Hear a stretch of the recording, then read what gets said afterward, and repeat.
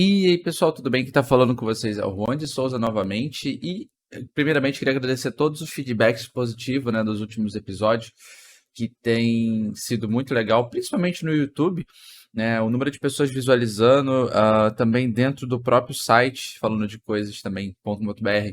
Tem muita gente interagindo com os episódios em si, isso para mim é muito gratificante.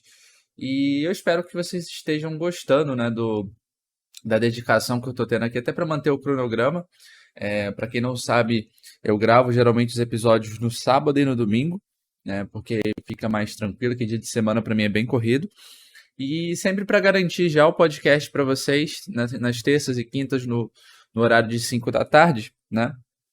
Para que vocês tenham conteúdo disponível e para que a gente possa refletir sobre algumas coisas. Afinal de contas, esse aqui é o espaço perfeito para a gente falar de coisas. Eu sei que é um dos trocadilhos mais esquisitos, mas enfim.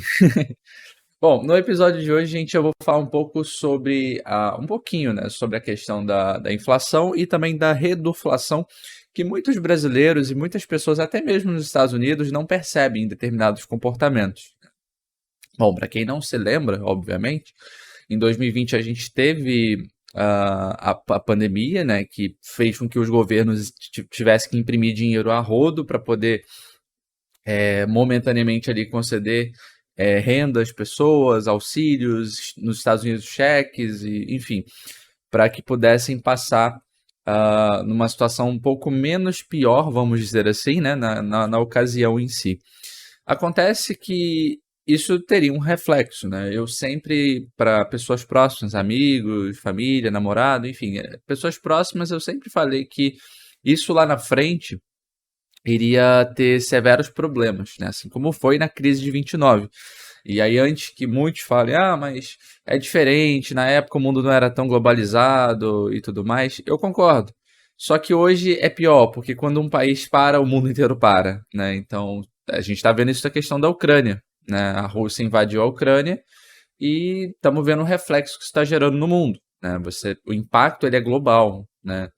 Então, acontece que hoje, né, o cenário ele se repete. Essa impressão massiva de dinheiro, pessoas que não tinham dinheiro e passam a ter e começam a comprar, a parte produtiva, né? Como é que funciona, gente? A gente sempre cria soluções ou produtos ou materiais, né?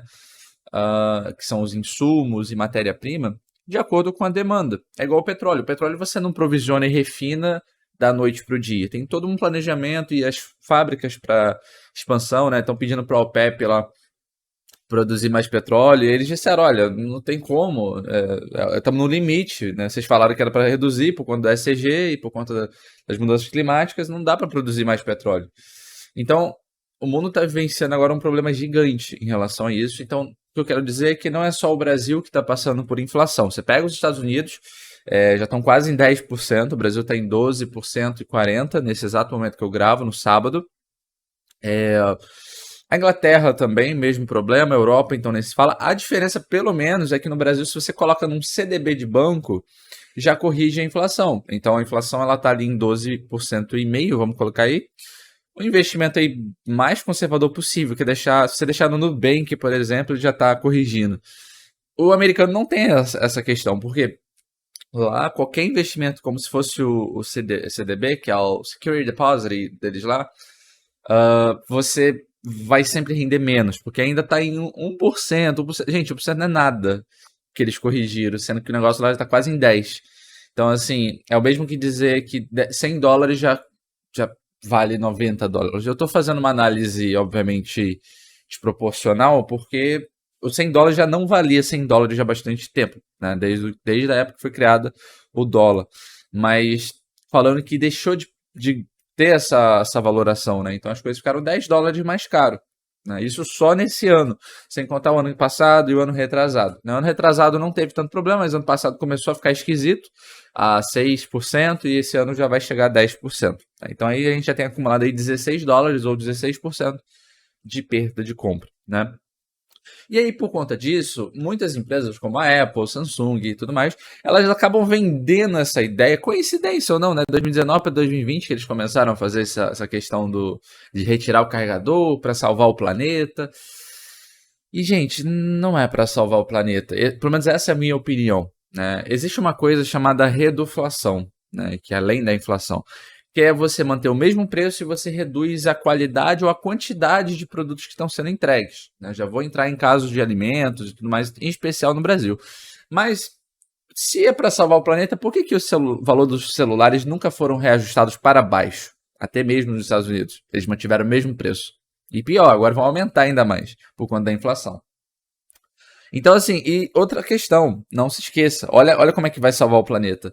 A caixa do iPhone 11, 12, 13, enfim, antigamente ela tinha um tamanho X, eles cortaram isso para 0,5x, ou seja, no mesmo espaço do container, ali naquela caixinha, dá para você colocar 2 iPhones ao invés de um, ou seja, você dobra a capacidade de performance, né, de vender e trazer mais iPhones produzidos, pagando o mesmo frete e reduzindo o custo. Então, não é para salvar o planeta. Nesse caso aí, quem vai ficar feliz são os acionistas, obviamente. E o consumidor não vai ficar, porque vai ter que comprar o carregador avulso, tem todo um processo. E é um pouco esquisito você argumentar, não, porque as pessoas já têm carregador em casa. Tá, até o presente momento, o iPhone ele tem um cabo Lightning. Quem está migrando do Android para iPhone não tem o cabo Lightning e vai ter que comprar. Então é um pouco esquisito, sabe, esse argumento, né? Não tem fone de ouvido também. Então, assim, esse é o primeiro sinal de reduflação. Tem outros produtos também que reduzem de tamanho, como é o caso no Brasil. Na época, quando eu entregar a idade aqui, hein, gente?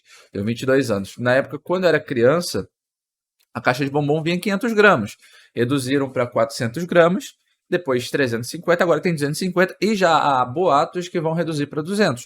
E mudaram a fórmula, tiraram a avelã, colocaram gordura hidrogenada e vou ser bem sincero, Nestlé, garoto, ficou muito ruim, mas muito, muito ruim. Não tem gosto mais. Acabou com o bombom. É preferível nem vender se for para vender dessa forma. Fora que custa 13, 12 reais. Então, assim, você para e pensa, o negócio é ruim, vem pouco e ainda é caro. Então, assim, não vale mais a pena. E a gente sabe que o maior problema disso, por que as empresas elas optam por fazer essa redução? Principalmente para as pessoas de classe C, D e E, que são as pessoas mais pobres. Essas pessoas elas não estão ligadas à inflação. Elas acham que 100 reais hoje é a mesma coisa que tinha 10 anos atrás. Não é. Não compra a mesma coisa. Ou 100 dólares, que seja. Então, é um pouco esquisito você... Quando as pessoas falam que há uma desproporção de valor. Exemplo, as pessoas falam que o Game Pass no Brasil tá caro, mas comprar um hambúrguer no Burger King de 50 reais não tá. Então, há uma desproporção esquisita, sabe? E o salário das pessoas, infelizmente, não são corrigidos na mesma forma ou na mesma rapidez da inflação. E isso é uma transferência de renda. É o imposto mais obscuro e oculto que qualquer civilização possa ter. É a inflação. É o Estado tomando o seu dinheiro, né, em forma de depreciação do seu poder de compra. E aí o que você acaba tendo que fazer? Acaba tendo que trabalhar mais, acaba tendo que buscar outras formas de aumentar a sua renda variável, né, a sua renda extra, para que você não fique refém e dependa somente da sua renda principal.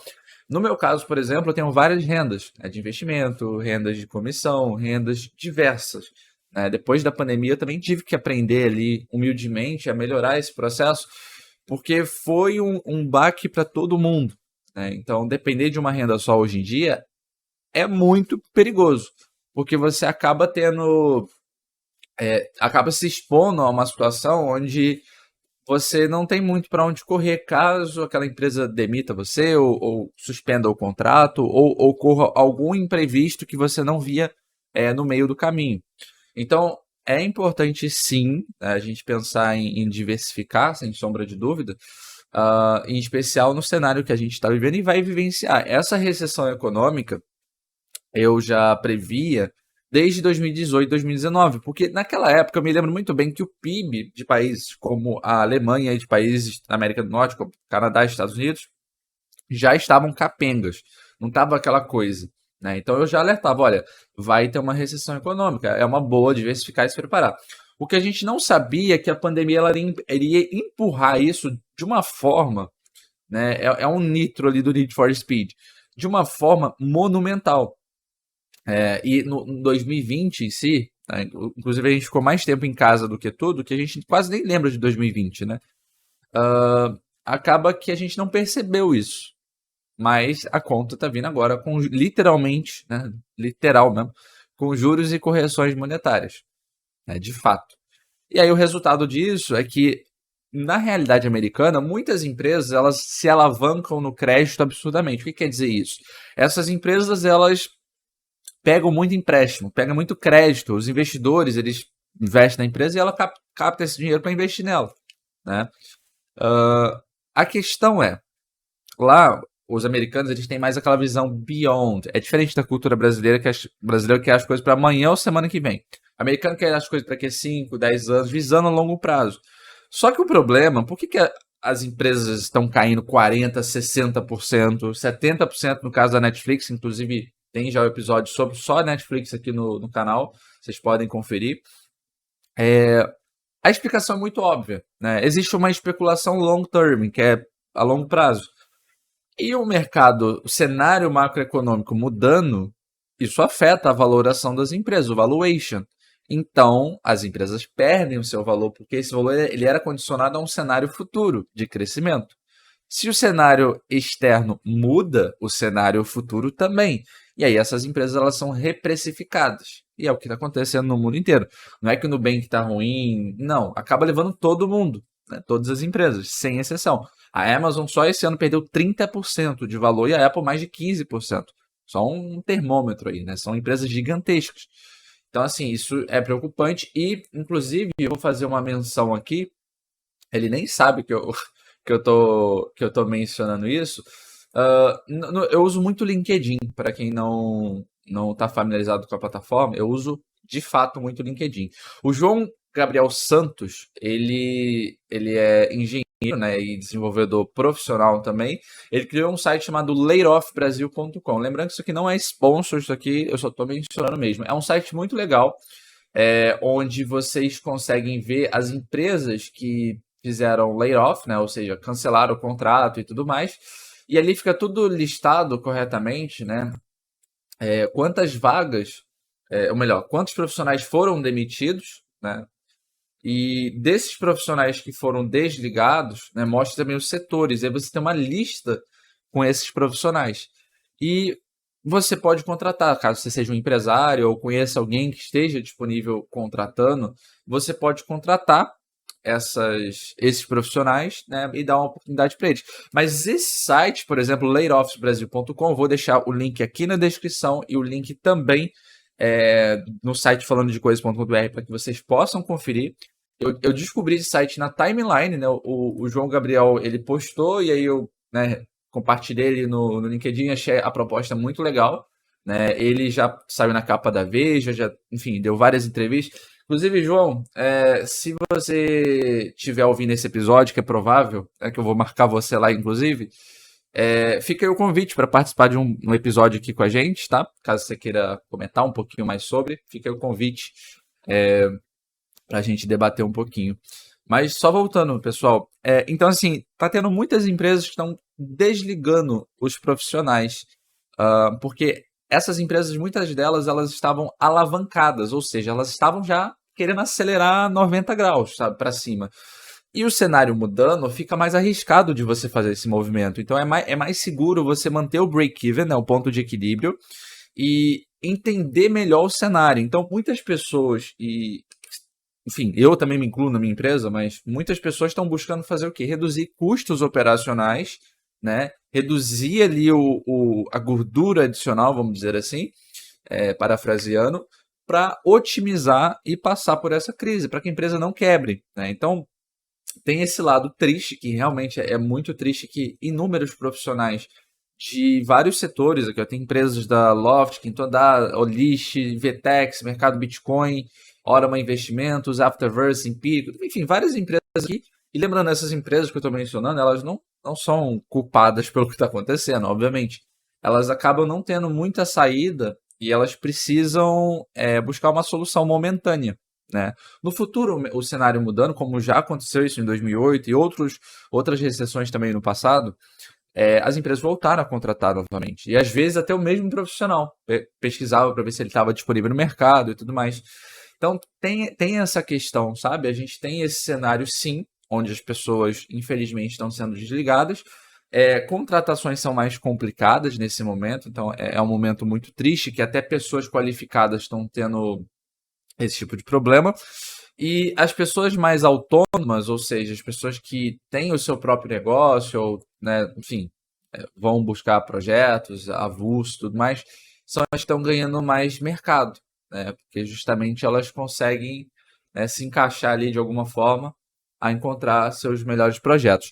A minha recomendação, inclusive, nesse cenário, né, já voltando aqui para a reduflação e inflação, é justamente que tanto o empresário quanto o profissional tenha reserva de emergência, né? Mantenha dinheiro em caixa, que é o que eu estou fazendo e eu recomendo para muita gente. Mesmo que deixe lá no CDB, corrigindo a inflação, né? Aproveitando até o tema do episódio.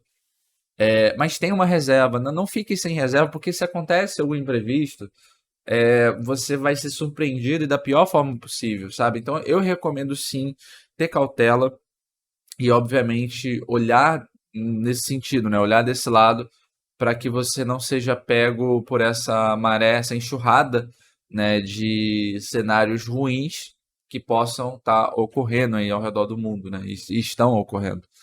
Enfim, aqui no Brasil a gente tem cenários, como eu falei, da caixa de bombom, né, que estão reduzindo o tamanho e, enfim, vários outros, é só um exemplo. E também mudando a fórmula. Igual eu vi, sabor chocolate. Não é de chocolate, é gordura hidrogenada com sabor aproximado de chocolate.